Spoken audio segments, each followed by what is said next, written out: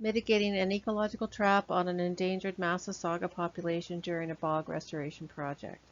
This presentation is about an incomplete bog restoration project. The project began in 1998 with data gathering and research to establish restoration and mitigation techniques to restore a bog ecosystem and to protect endangered reptile populations that inhabit the impacted site. We are currently negotiating a restoration measure to remove a drainage channel that controls the ecological trap area for reptiles. The study site is located in the Great Lakes St. Lawrence lowland region of Canada, along the north shoreline of Lake Erie, commonly referred to as the Carolinian region. This is the most southern region in Canada with the highest diversity of species at risk and the lowest density of naturally occurring bog ecosystems. Most peatland restoration projects do not overlap with species at risk. This is a high-impact, rare ecosystem and rare species case study. Carolinian region also has the highest human population density in Canada. Most of the landscape is in private land ownership and 73% has been converted to agricultural use.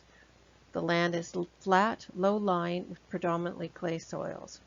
Agriculture and human settlement areas are made viable because of land drainage, which is regulated by the local municipalities and is partly subsidized by government grants and programs.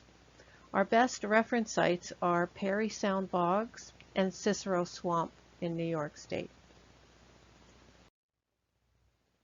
Today's presentation focuses on the Massasauga, a pit viper naturally occurring in wetland ecosystems surrounding the Great Lakes.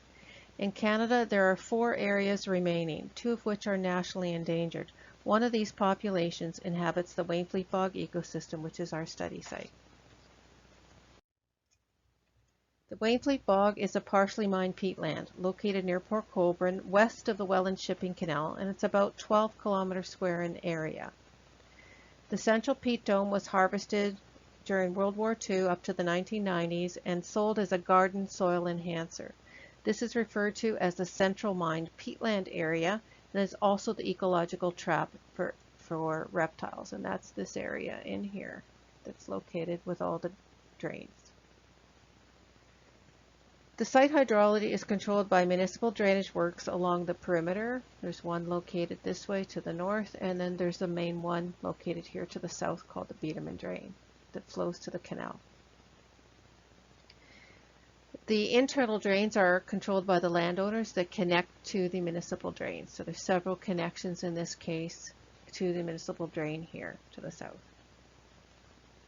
Beaver dams and beavers are controlled in the watershed as part of the annual drain maintenance activities by the municipality. Now a little bit about snakes. Snakes in temperate climates have a biphasic annual life cycle, which means they have an active season during the warm temperatures and an inactive season during hibernation. And hibernation occurs in non-freezing, non-flooding, aerobic subterranean places called a life zone. And snakes, especially the Massasauga, exhibit site fidelity behavior, or the other term is called philopatric, especially to gestation sites and hibernation sites on an annual basis as they're part of their home range. Natural seasonal hydrology patterns are important cues for reptiles to locate suitable hibernacula for winter. There are natural cycles in the seasonal water table of an ombotrophic bog ecosystem. They tend to rise in the spring and decrease slightly in the summer due to evapotranspiration, and they rise slightly again in the fall and remain stable over winter. Hibernation site selection occurs in the fall season in September, October, and it's circled in red on this graph. And the normal fall season water levels tend to be close to the overwintering water level, and they do not change much during winter. And then in the case of the Wainfleet Bog, it's a managed hydrology that has opposite seasonal patterns induced by drainage actions. So this graph is the groundwater data, actual data collected the last 3 years, and has been transcribed relative to the ground surface, which is this line here. That's the ground.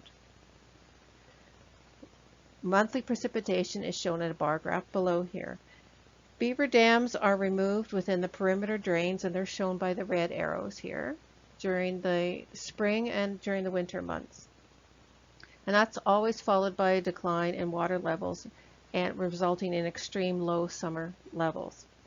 Beavers are also kill-trapped out of the municipal drains during the same time period. So the beaver survivors tend to retreat to areas with deeper water in the summer and gradually rebuild dams and municipal drains when precipitation returns in the fall season, causing an increase in groundwater levels during the winter months. These are the black arrows here, where the ground levels are increasing. However, if beaver dams are in place all year round, groundwater levels remain more constant. Although I don't have that data shown here, but it's more like this scenario here, where they're more constant with slight changes due to changes in precipitation and evaporation. So Massasauga site selection still occurs in September to October, when the groundwater levels are the lowest. The central mine peatland is low-lying areas that are dry in the fall season, and that's exhibited by this orange line here. So they're dry in the summer and the fall and exposed, and the water levels change over winter during hibernation and for the snakes. So this area, the central mine peatland area, is a survival risk for snakes. Now, the ecological trap is low-quality habitat that has attractive qualities but does not support survival. They are attractive sinks to populations. The central mine peatland is attractive to gravid snakes when it's hot and dry for gestation and birthing. And neonatals' first hibernation site selection will target the central mine peatland because that's where they're born, so it's closest to where they're born. And the ecological trap area here is outlined in red. So snakes hibernating in the central mine peatland areas are vulnerable to overwinter flooding. That's what our previous research has said. Snakes cannot survive long durations underwater during winter, and our research also indicates that in order to survive winter, they must maintain the habitat must maintain a life zone, which is the frost and flood-free aerobic subterranean space that would be found in the acrotellum areas of a bog system. And we also found that post-flood encounters of snakes were always in the refugia areas where this life zone is maintained and the acrotellum is intact and in place. The central mine peatland, therefore, does not support snake survival. And we found a good correlation between the known number of Massasaugas during the active season and the previous winter's life zone. So the greater the life zone size the previous winter, the more likelihood we'll be finding Massasaugas. So our mitigation for the ecological trap via assisted hibernation is to prevent the annual gestation and interrupt the site fidelity to the central mine peatland by capturing gravid females and bringing them into the lab to give birth and retaining the neonates for assisted hibernation. We also enhance the gestation habitat function within refugia areas. And the assist hibernated neonates, we place them into the refugia areas that maintain a life zone and to control their dispersal, so they're preventing them to enter into the central mine peatland in later for hibernation. And we also monitor site fidelity in the life zone as from our previous methods. Our results are very positive. We've had overall 74% survival of Massasauga neonates annually over the last 7 years, and 78% on average for the common garter snake, which is really excellent results. So in order to address this hydrology problem, we've come up with a plan to fix it in a drainage, at least in an important section of the Wainfleet Bog.